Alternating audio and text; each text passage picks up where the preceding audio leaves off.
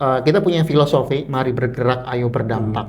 Nggak peduli kamu belum jadi siapapun, nggak peduli kamu siapa, kalau misalnya mau bergerak, berdampak, kita bisa bareng-bareng, asalkan punya visi yang sama, punya semangat yang sama.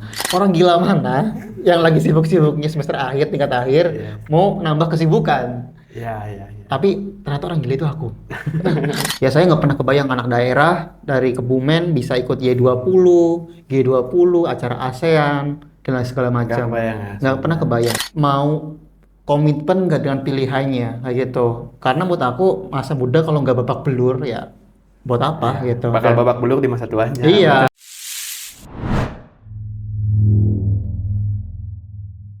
Berarti kan kalau kalau POV ku Mas, yang ya. aku jadi penasaran itu it takes a lot of money gitu kan. Ini butuh banyak dana gitu. Yang seharusnya ini kayaknya pemerintah yang harusnya memang turun untuk menyelesaikan masalah-masalah, wah, mungkin apalagi sampah di desa dan sampah di sekolah itu kan sebenarnya udah harusnya hal yang common gitu, hal yang biasa. Tapi sampai pihak komunitas yang turun tangan itu kan berarti ada tanda tanya gitu, mungkin di pihak sekolahnya atau mungkin di pihak kedinasan lingkungan di daerah tersebut. Nah, sebenarnya udah dapat bantuan apa sih Mas dari pemerintah ini? Apakah memang didorongkah dari mungkin let's say lah nggak usah pusat gitu, pemerintah daerahnya saja gitu. Apakah Mas menghubungi secara langsung dinas lingkungannya atau mungkin DPRD terkaitnya atau mungkin kepala desanya? Apakah dapat bantuan Mas pas? Kalau pas dulu, pas awal-awal belum ya, belum. Tapi alhamdulillah sejauh ini ya karena kita konsisten juga membuat dampak terus menerus ya akses tersebut terbuka lah kayak gitu sih Kak. Jadi selanjutnya tentang ya kita tentang bagaimana menyambungkan ini kayak gitu, gitu. Bagaimana cara kita untuk bisa mengakomodir banyak kepentingan sebenarnya kan Oke, itu. oke. Dan alhamdulillah juga sudah sangat support ya. Bahkan aku pernah bermanifestasi gitu ya pas di awal pendirian, kayaknya seru deh bisa merayain HUT pertamanya Trans di Kemenpora gitu tuh, Oke. asbun aja gitu. Wah itu nggak pernah gimana caranya, belum kepikir, tapi terwujud pas HUT pertamanya Trans Oke. di Kemenpora kegiatannya. Dan aku rasa pemerintah yang sekarang udah terbuka sih terkait dengan inisiatif yang baik kayak gitu, dan terbuka juga dilibatkan banyak kegiatan kayak gitu sih Kak. Tapi ya kita perlu coba belajar lebih ya, makanya kita dari Dimas pun masih terbuka sekali untuk kolaborasi dengan siapapun dan juga belajar. Kayak yang paling terharu ini sih Kak, kayak pas kemarin itu kita nggak pernah dapat coba bantuan ataupun kasih apa ya support gitu ya dari Pertamina gitu kan, kolaborasi dan sebagainya. Tapi tiba-tiba Dimas dihubungi untuk mentoring para penerima CSR Pertamina. Oke. Itu kan aku kayak bisa sharing di mana ke Bapak Ibu gerakan-gerakan yang luar biasa, ke teman-teman yang punya gerakan luar biasa, ke teman-teman menerima manfaat yang di CSR Pertamina dan sebagainya. Yang aku nggak pernah ngebayangkan ya gitu bisa kayak seperti itu kayak gitu sih. Dan ini menandakan bahwa ya fokus utamanya Dimas ya tadi bukan apa yang bisa aku dapetin, tapi apa yang bisa aku berikan kayak gitu, dampaknya seperti apa kayak gitu. Ya aku rasa itu akan terus berjalan, gimana support dan lain sebagainya, tentang kita konsisten aja dan juga kita fokusnya tadi bikin dampak sih kayak gitu. Makanya ya karena aku masih butuh mentor juga, butuh belajar, jadi sangat terbuka untuk kolaborasi dan lain sebagainya. Apa ingin banget sih punya mimpi program itu namanya sedekah sampah. Jadi Oke. teman-teman bisa umroh, bisa itu gratis, cuma modal nabung sampah kayak gitu. Aku pengen banget itu. Caranya gimana itu Mas? Karena Dengan kalau sampah kita bisa dapat. ada hitung-hitungannya bisa, kebayang aku. Tinggal siapa yang mau wujudin ide gila ini ya gitu. Terbuka banget untuk yang mau kolaborasi, ayo. Barangkali bisa banget sebenarnya. Bisa aku kebayang itu, udah kebayang gitu. Oke, jadi kita bisa sedekah sampah. Jadi kumpulin, misalkan aku sebagai sebagai rumah tangga biasa, itu punya sampah rumah itu bisa disedekahkan ke tempat poolnya begitu. Iya, tempatnya kami, gitu Stranger. Kemudian nanti mereka bisa dapat poin-poin misalnya, Oke, atau oke. bisa dapat sembako gratis dan lain sebagainya, itu bisa. Sampah itu bisa jadi nilai ekonominya masih ada itu, Mas. Ada. Ya tadi kan kita punya berbagai macam inovasi Mm-mm. yang dimana butuh bahan, Oke. ampas kopi, minyak jelantah, misalnya Oh, itu banyak ampas banget sih, teh, memang sih. kemudian mereka di inovator ini mereka butuh modal untuk beli bahan. Mm-mm. Sedangkan bahan itu dari sampah. Masyarakat setiap hari bikin sampah. Pasti. Apalagi bubuk kopi, kita tiap kali kerja aja pasti butuh Iya, kopi dan kan. itu pun banyak sekali bongkol jagung bisa dimanfaatin, ampas tebu, kemudian sama kertas dan lain sebagainya itu banyak sekali sampahnya kan. Nah, sedangkan di bawah tuh kebutuhan untuk bahan baku itu banyak Kak. Kalau misalnya mereka dapat diputerin jadi produk terjual bisa gitu. Oke, berarti kayak misalkan ampas kopi, Mas. Ampas kopi ini kalau misalkan sudah terkumpul misalkan let's say 10 kilo per hari gitu dari misalkan salah satu franchise kopi. Nah, itu dikumpulin apa ngepulnya ada? Kan ada satu brand yang dalam ekosistemnya kita bareng-bareng itu mereka punya produk yang kebutuhan Brand binaan dari Treasure, Mas. kita sebutnya mitra Oke, ya. mitra. Cepet temen aku sih gitu gitu. Dia bantuin dong kalau ada Mas Kopi. Ya siap, aman gitu. Ya udah kita saling support kayak gitu sih Kak. Gitu. Oke, berarti dia akan beli itu, akan beli gitu. sampah kopinya diolah jadi Dompet. barang dengan nilai ekonomi. Iya. Dan kita juga kesempatan untuk buka booth untuk kegiatan yang oke itu banyak. Kalau ya udah dibandingkan kita ngisi sendiri, booth kita tersendiri sendiri, kita suka ajak-ajakin mitra-mitra ini. Iya, Mereka dapat mereka jadi terpromosikan produknya, kita juga jadi lebih banyak manfaat, orang juga tertarik kan. Salah satu yang paling menarik itu pas kemarin Sumpah Pemuda itu bareng Kemenpora, kita ada booth bayar pakai sampah gratis foto booth. Nah, gitu, bareng difotoin itu kita kalau misalnya bayar 40.000, mereka cuma cukup bayar dengan 3 sampah plastik botol, datang ke kita, tulis harapan, tempel, dapat foto booth gratis. Itu sampai Pak Erick Thohir, Pak Ade Putih pada foto bareng gitu.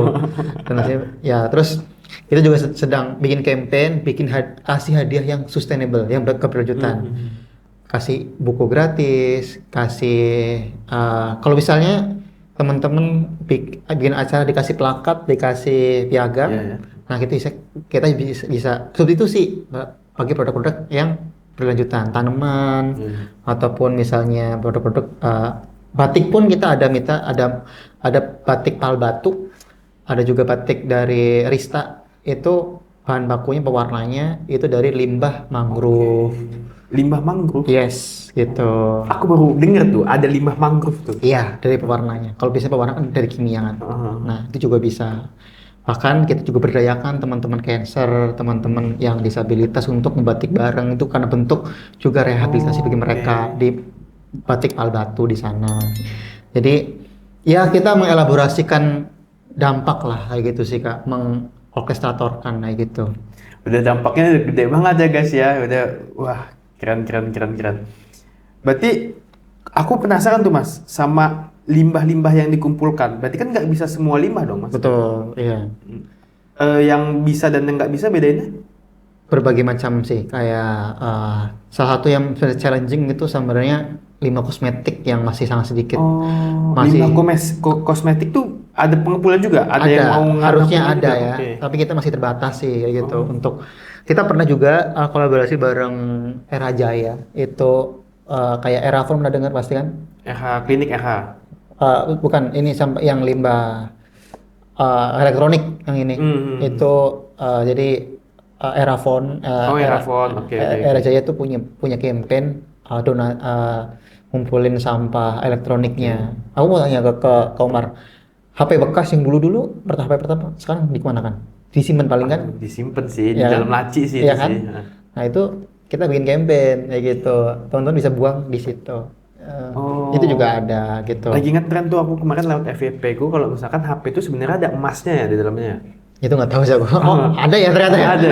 Kuningan mungkin tembaga.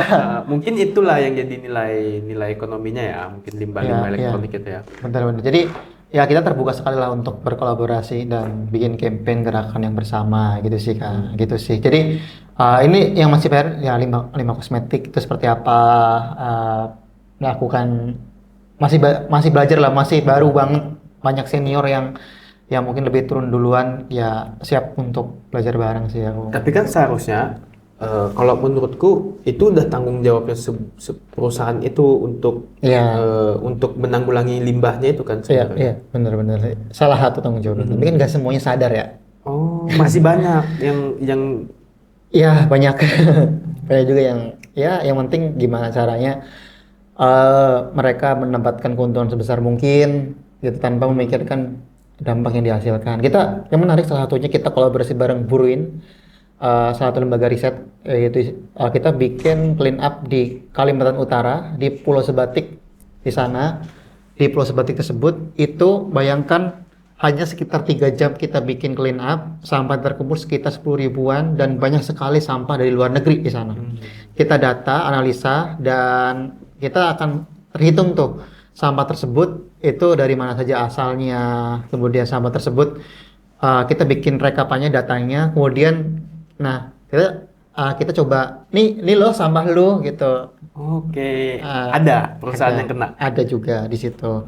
Jadi kita benar-benar jadi kolaborator banyak teman-teman gerakan-gerakan yang positif gitu. Jadi banyak hal sih yang sebenarnya yang sedang kita coba perjuangkan itu adalah kita pengen banget tentang undang-undang nomor 13 tahun 2008 tentang pengelolaan sampah untuk dapat didorong untuk direvisi seperti itu. Karena menurut kami produk undang-undang tersebut perlu coba ditinjau ulang karena sekarang tahun 2025 terkait dengan jenis sampah sudah sangat different. Dulu 2008 belum ada sampah kosmetik soalnya Mas ya. Mungkin belum booming, gitu. Apalagi satu desakan yang kemarin ya berbagai bencana yang muncul gitu. Jadi ya semoga ke depan pun semoga juga sedang kita coba memproses, mungkin teman-teman mau kolaborasi bareng pas HPSN, Hari Peduli Sampah Nasional, kita pengen juga mungkin buat diskusi untuk diskusin undang-undang ini apakah perlu diubah atau tidak gitu sih. Jadi banyak sih, jadi kita juga nggak cuma bikin gerakan action yang secara langsung action yang di lapangan, tapi kita juga bergerak secara strategis tadi ya, melalui kebijakan, advokasi dan lain sebagainya gitu. Oh, berarti dari kebijakan sampai eksekusi pun juga udah ada kajiannya dan udah ada aksi nyatanya juga ya Mas ya? Betul. Benar. Jadi kita menyediakan end to end Ya? untuk waste management, waste solution gitu sih. Oke, sebenarnya aku penasaran Mas. Kalau membangun sebuah organisasi, komunitas ini kan nggak sekali gedebam jadi gede gitu. Betul. Nah, titik baliknya apa sih? Turn on point-nya tuh apa sih di Transranger ini, Mas? Kayak misalkan abis kegiatan ini kita meledak atau mungkin apakah grafiknya konsisten tapi perlahan gitu? Apakah memang sekali bikin ada kegiatan yang memang meledak gitu? Mungkin salah satu titik baliknya itu kita pernah bikin kita kolaborasi bareng World Clean Up Day.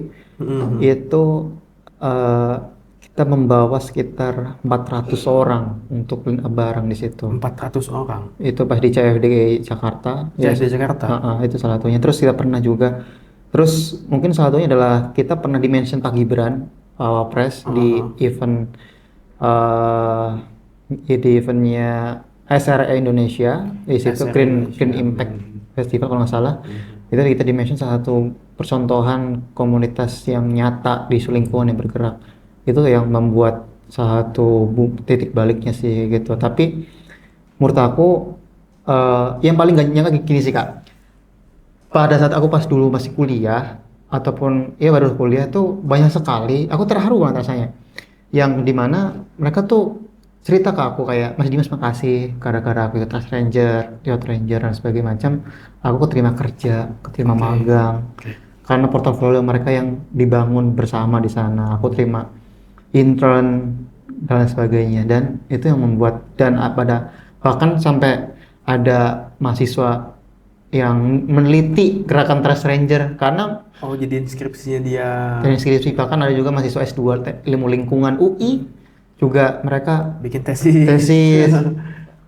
Terus wow, ini nggak pernah nyangka se-impactnya sebesar ini kayak gitu. Dan sedangkan yang mereka narasumbernya aku gitu yang masih aku rasa masih masih butuh banyak belajar gitu dibandingkan teman-teman yang neliti yang jauh lebih hebat sih menurut aku kayak gitu. Tapi bersyukur sih ternyata bisa berdampak sebesar ini seperti itu. Dan eh, mungkin itu sih salah satu titik baliknya. Dan menurut aku gerakan ini bisa besar karena kita menjadikan ini jadi rumah bertumbuh buat setiap orang kayak gitu. Kayak mereka merasakan, aku masih ingat sekali contoh salah satunya itu mungkin aku mention aja ada Malik, itu leader Trust Ranger Jogja. Dia awalnya aku ketemu menarik Malik itu aku ketemu pas pendakian di Gunung Rinjani, Ketemu nggak sengaja. nggak sengaja.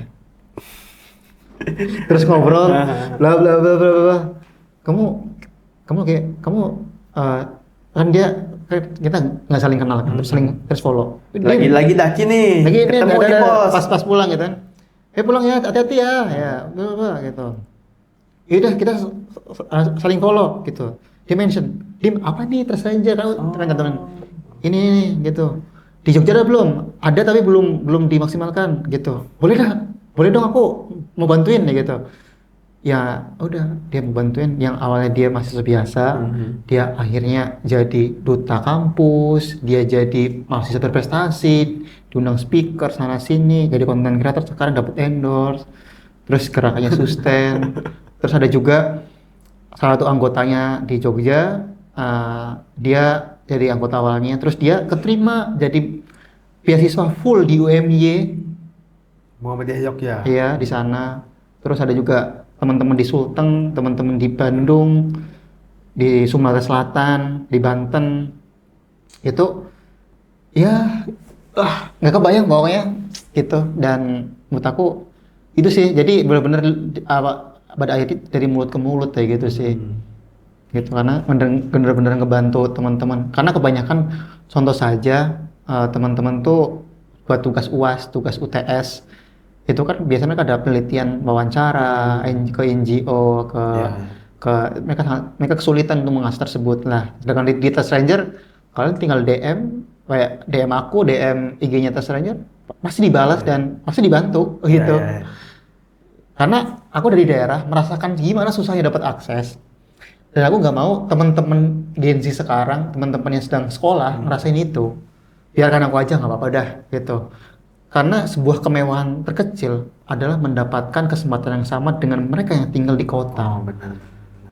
Aku di Kebumen tuh sangat sulit Kak untuk dapetin akses ke Jawa Tengah, untuk sekedar tahu infonya aja tuh enggak gitu. Sedangkan di Bandung, Jawa Barat itu luar biasa, apalagi ketika aku di sini gampang banget ternyata kalau mau gerak kayak gitu.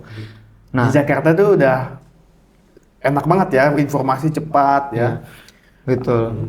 Oleh karena itu sekarang aku coba bikin titik-titik kita sebutnya nongkrong berdampak. Oke. Pada intinya kita menyambungkan para community founder, content creator, para pemegang kebijakan publik yang masih muda-muda untuk saling connect, bikin dampak. Karena di Jakarta kita saling kumpul Kak, kita saling ke connect antar community founder untuk saling support. Kalau bisa kita udah saling kenal, Ya. Dim, main ke kantor yuk, ngisi podcast. Dim, misalnya apa? Enak kan, Iya. gitu. Kalau misalnya belum, izin, gitu. Mohon maaf, dan sebagainya. Benar. Paling dilempar-lempar Iya, kepada iya. birokrasi. Nah, kalau mereka setiap daerah terkonek kan, mereka udah saling bikin dampak enak sekali, kayak gitu. Jadi udah terjadi di Bandung, Jogja, Sulawesi Selatan, di Sulteng, udah beberapa titik, dan harapannya aku pengen di Sumatera Utara kemarin juga udah bikin connectingnya gitu untuk bikin circle of impact bareng-bareng kayak gitu sih. Berarti kan ada momennya Mas Dimas ini meledak di Kebumen waktu itu, dan Mas Dimas harus balik ke Bandung berarti. Iya, harus balik ke kuliah. Itu berarti lanjutnya di Bandung, Mas? Iya. Lanjut di Bandung sama teman-teman di Bandung juga? Iya, kan sebenarnya teman-teman di Kebumen ya teman bikin kan udah ada base masanya di sana, udah ada teman-teman juga yang ngelola, udah biarkan. Kemudian pindah ke Bandung, udah ada orangnya sebenarnya, tinggal diaktifin lagi aktifin aja. lagi, di akselerasi, sambung-sambungin. Setelah lulus pas itu sempat magang di Jakarta, bikin di Jakarta gitu. Oke. Terus ada juga di Banten, di mana teman-teman silakan dikembangkan masing-masing gitu. Karena aku punya akses di berbagai provinsi tadi, bantu konekin. Oh, ini aku ada orang nih di Banten, kamu ketemu ini ya, connect, bikin dampak. Oh, di Sumsel punya kenalan ini nih, ketemu ya, connect gitu. Akhirnya menciptakan banyak leader gitu. Gitu sih. Oh, berarti di Bandung itu pertama kali teman-teman kampus, Mas? Iya. Teman-teman kampus STKS dulu? STKS di Geopark, Duta, pokoknya di antara itu lah Kak. Duta, Geopark, kemudian teman-teman di situ, kemudian melebar ya, kembali lagi konten. Kita kurang lebih 2 tahun ini udah dapat kurang lebih 14.000 follower kan di Instagram situ. Itu cukup masif dan cepat menurut aku juga. Salah satu konten kita meledak banget tuh, 1,8 view reels. 1,8 juta. Itu ada yang bikin juga cepet juga sih. Oke, gitu. meledak di situ ya. Kalau let's see, kita ambil contoh kayak misalkan SRE. SRE ini kan punya organisasi tingkat kampusnya. Yeah. Apakah nanti The Trash Ranger ini bakal ke arah situ juga, atau nggak menutup kemungkinan? Nggak ada menutup kemungkinan ya. Tapi harapannya bisa juga lah. Karena sejauh ini masih by kota ya. Iya, kota. By Gitu. kota. Oh, tapi boleh juga tuh Mas jadiin UKM atau organisasi tingkat internal kampus kan? Boleh banget. Iya, bismillah ya.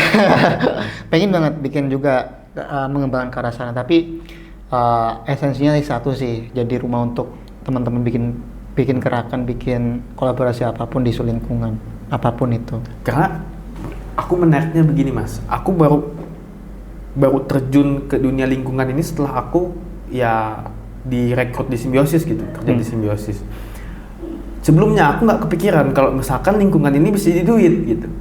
Aku tuh basicnya memang pengusaha, tapi nggak pernah terpikir dari aku kalau misalkan sampah aja bisa jadi duit nih kayak gini kan. Atau mungkin ada pekerjaan sebagai konsultan lingkungan, aku juga baru tahu begitu. Nah, berarti kan Trash Ranger ini menjadi aku bilang inkubator buat pembisnis di ranah lingkungan ini kan.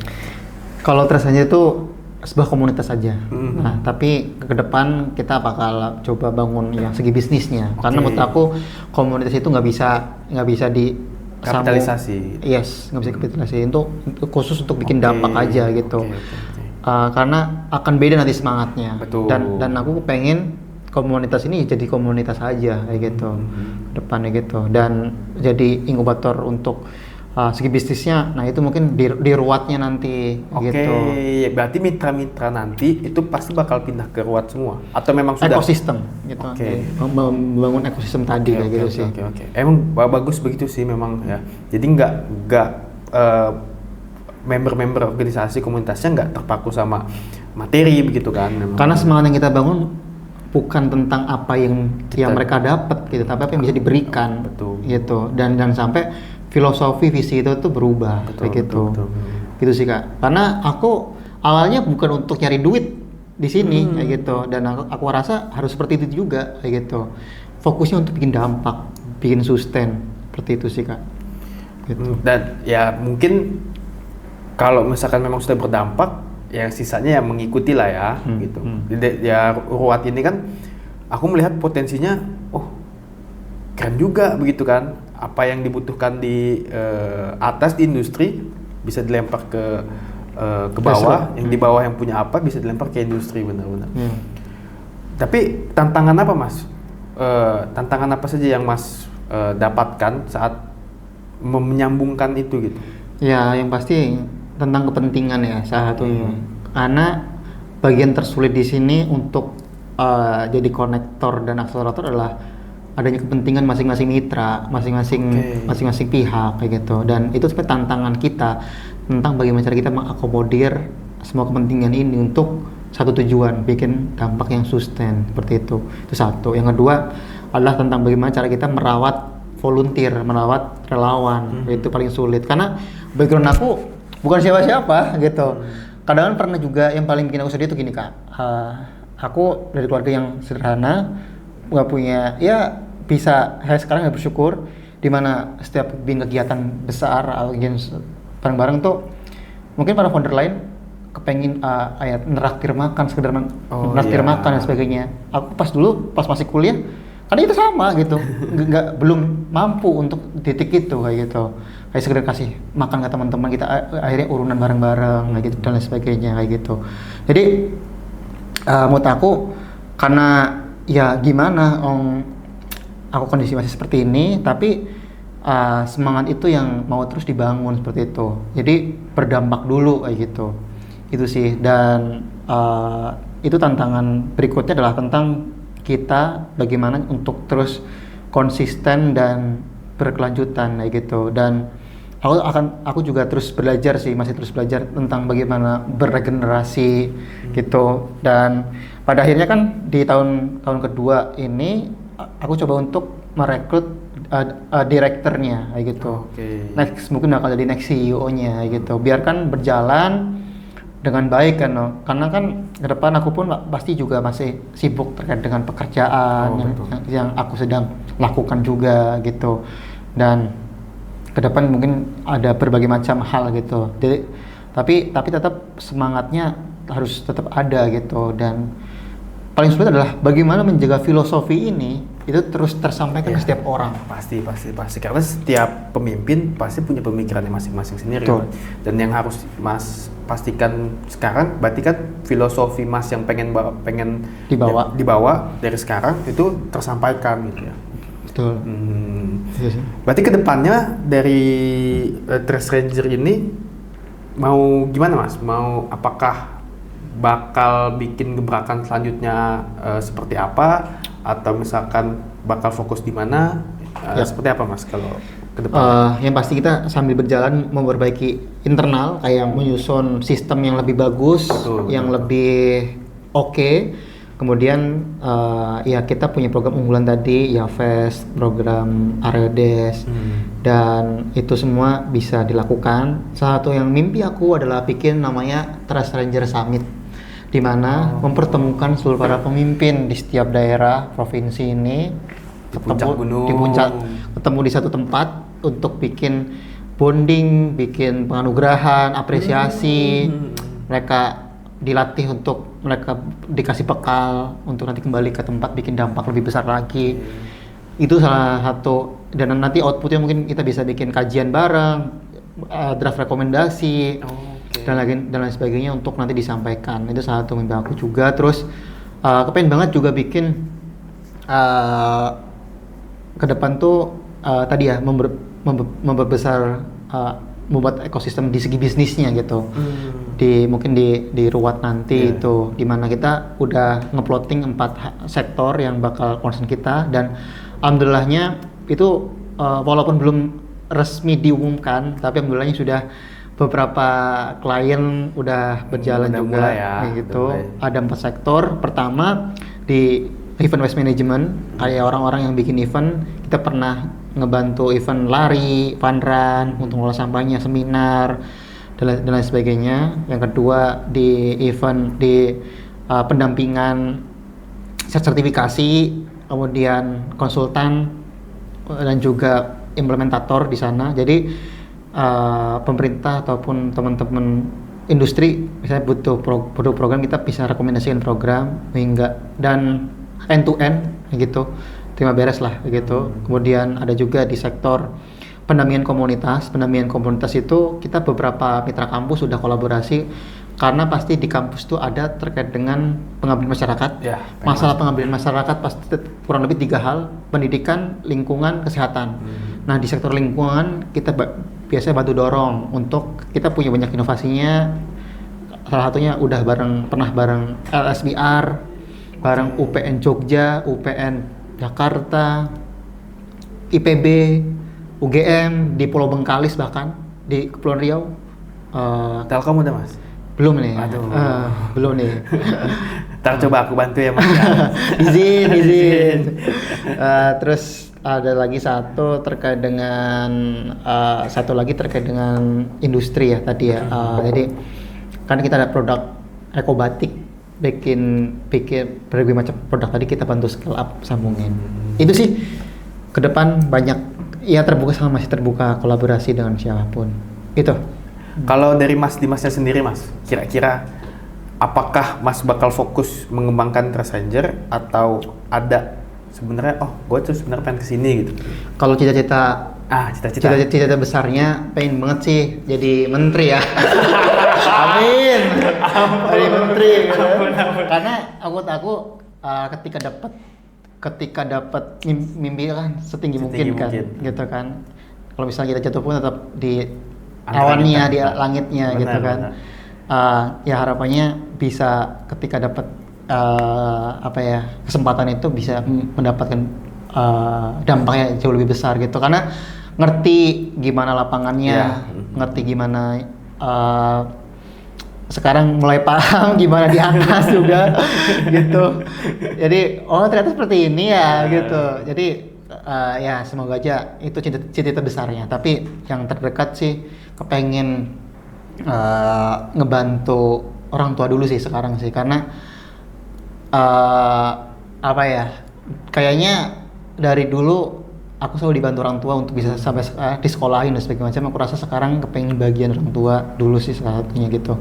Ya sekarang alhamdulillahnya bisa ngebantu lah di rumah, mulai ada perbaikan gitu lah. Karena menurut aku kebahagiaanku ngelihat orang tua seneng sih gitu. Karena ya sedih juga sih kalau di sini kita bisa tidur enak, nyaman, tapi di rumah bocor, cerocok. Gak apa-apa deh, kita kosan cuma 100.000, 200.000 tapi di rumah makan enak gitu kan. Iya gitu. Bener. Karena menurut aku sangat membahagiakan ketika ngelihat mereka tersenyum sih kayak gitu. Dan apalagi anak pertama ya gue. Berapa bersaudara berarti Mas? Dua punya adik. Oh punya dua adik. Dan dua-duanya kuliah? Masih SMA masih di SMA dan juga di SMP, dan kita mewarisi semangat jiwa itu sih. Betul. Kayak aku bersyukur banget Mas sama kedua adekku. Adekku yang kedua, dia ketika masuk SMA dia nomor 1 Kabupaten Kebumen. Masuk nem tertinggi. Kan zonasi kan lewat jalur prestasi. Dia dapat nomor 1 Kebumen. Masuk ke sekolah 1. Jadi kita sebelum masuk ke sekolah favorit, kedua adekku sebelum ada zonasi, mereka harus jadi nomor 1 dulu minimal di kecamatannya, karena kan dari Karangsambung kan. Kami domisili kalau di Kebumen di Karangsambung kan. Karangsambung itu kurang lebih 1,5 jam lah dari kota Kebumen. Untuk dapetin sekedar hanya sekolah favorit terbaik, dapetin akses terbaik di SMA 1 Kebumen, di SMA 1 Kebumen, dia harus berjuang dulu di daerahnya, minimal harus jadi nomor 1, 2 atau 3 lah gitu. Baru bisa masuk ke kota. Betul, di sana. Jadi dari SMP, SMA, kedua adekku udah ngekos ataupun boarding kayak gitu. Benar-benar kita ketika anak ini tuh pengen punya cita-cita ngangkat kedua orang tua kita gitu. Out of context Mas. Ya. Kalau Mas bisa ngarahin, bisa milih buat adik-adik Mas masuk kuliah mana, Mas pilih apa? Kampus mana? Ngarahin. Yang penting di kampus kedinasan. Kalau ada yang kedua, dia kepengen banget di kedokteran. Gitu. Dan dia memang aku bangga banget sih, keren banget, dia jauh lebih pintar dibandingkan aku. Gitu. Kita 3 bersaudara punya karakteristik yang berbeda. Adikku kedua namanya Ilham, dia tuh lebih ke scientific banget orangnya, pintar matematik, hitung-hitungan. Dia ketua OSIS, Paskib, Olimpiade semuanya Mas. Keren. Yang ketiga namanya Asyam, dia lebih ke seni. Dia jago MTQ, jago baca puisi, dai, gitu-gitulah. Jago ngomong gitu. Kalau sempat bilang, saya adekku pengen banget ke kedokteran antara mungkin ke Unhan, Universitas Pertahanan di sana, ataupun ke STAN di sana. Oh, kedinasan ya. Kedinasan Kedinasan gitu. ya. Benar-benar. Kalau yang terakhir masih SMA dulu lah. Oh, oke, masih mempertanyakan arti kehidupan kayaknya. Gitu. Ya, semoga nggak beban aja karena terakhir kan. Gitu. Oke. Bagus banget, mulia banget memang Mas Dimas. Oke, Mas. Hal unik apa sih Mas yang pernah Mas lakuin gitu ya? Pernah Mas alamin gitu? Unik ya.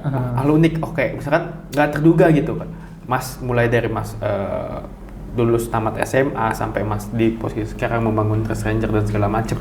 Hal unik apa yang nggak terduga gitu? Oh, kayaknya ini nih gift dari Allah gitu, misalkan dari Tuhan. Ini sih mungkin ada dua mungkin ya. Aku pernah bermanifestasi. Aku pernah diundang jadi dapat undangan TEDx Win TEDx, Jakarta. tahu. Aku bikin story. Bismillah, semoga tahun depan Jadi pembicara TEDx. Pembicara TEDx gitu. Dan hal unik itu kejadian Mas. Kejadian di tanggal yang sama.